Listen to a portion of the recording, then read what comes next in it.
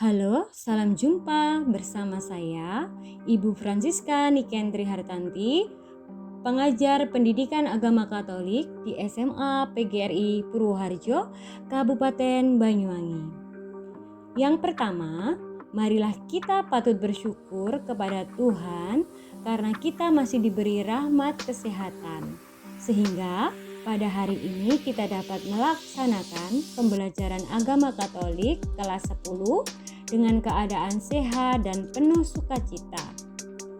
Pada pelajaran sebelumnya kita sudah belajar bersama-sama, yaitu manusia makhluk pribadi dan menempatkannya dalam martabat yang luhur sebagai citra Allah. Pada hari ini kita akan belajar tentang manusia makhluk otonom. Sebagaimana makhluk otonom manusia mempunyai kebebasan untuk menentukan sikap, dengan kata lain adalah makhluk mandiri. Termasuk di dalamnya kita akan belajar tentang hati nurani.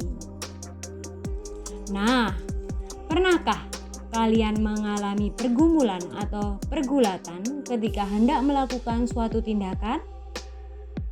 Menurut kalian, apa yang menjadi penyebabnya? Dan bagaimana sikap kita selanjutnya? Selanjutnya, setelah selesai pelajaran, peserta didik diharapkan mampu 1. Memahami peran dan fungsi suara hati. 2. Disiplin terhadap suara hati. Yang ketiga, bersyukur kepada Allah atas karunia suara hati. Yang keempat, dapat mewujudkan suara hati dalam hidup sehari-hari.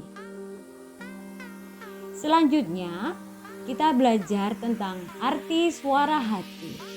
Suara hati bisa diartikan dengan kesadaran moral yang mengembang dalam diri setiap manusia, sehingga mampu menyadari akan kewajiban dan tanggung jawab sebagai makhluk pribadi dan makhluk sosial. Hati nurani tampil sebagai hakim yang baik, jujur walaupun dapat keliru.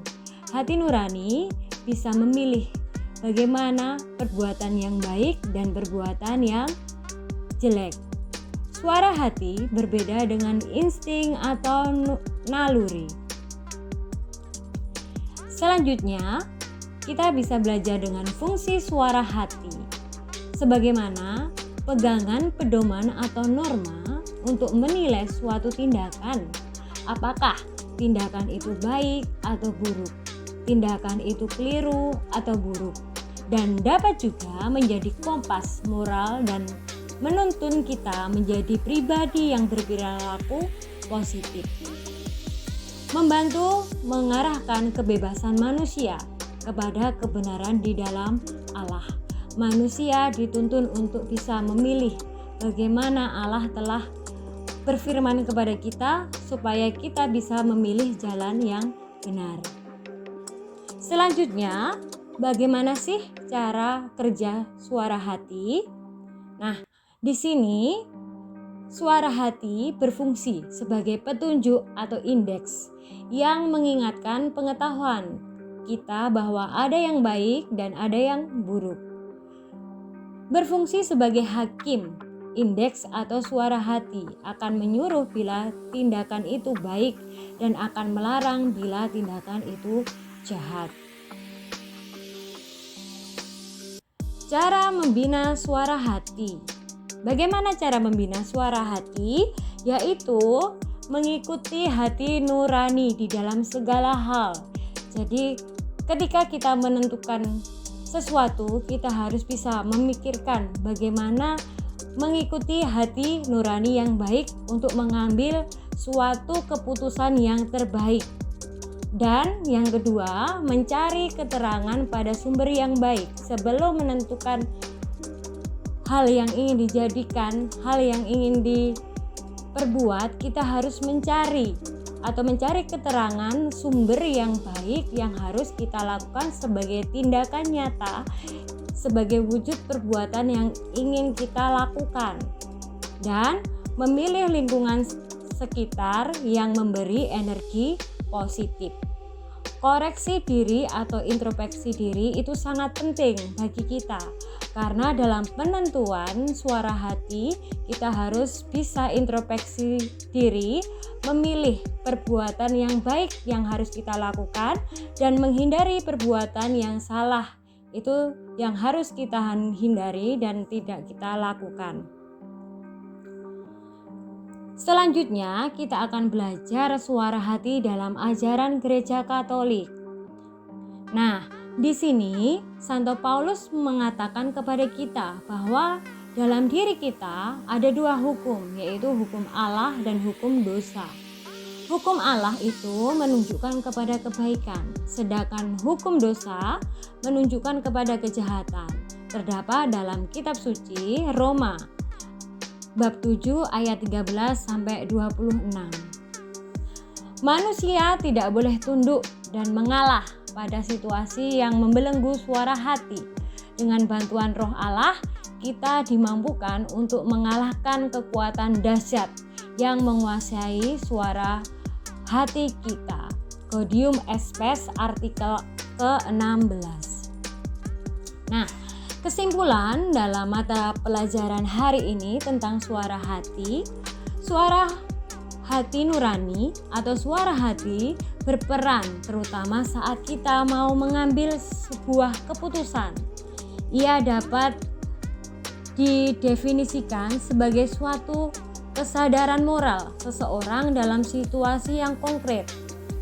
Artinya bahwa dalam menghadapi berbagai peristiwa dalam hidup kita, ada semacam suara dalam hati kita untuk menentukan apa yang seharusnya dilakukan dan menuntut kita bagaimana merespon kejadian tersebut.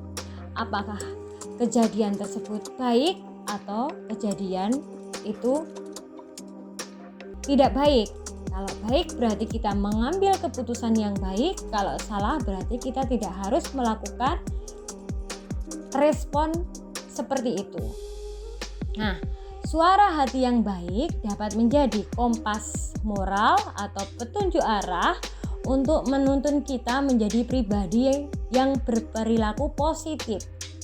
Sebagaimana umat beragama, hati nurani ini dipercayai menjadi tempat Tuhan, di mana Tuhan itu memahyukan diri secara hidup di dalam hati kita.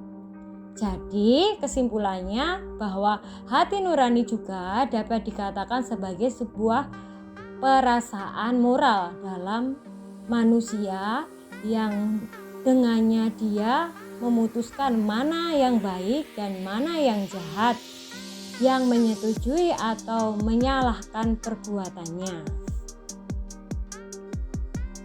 Nah, anak-anak, sekarang kita memasuki diskusi kelompok.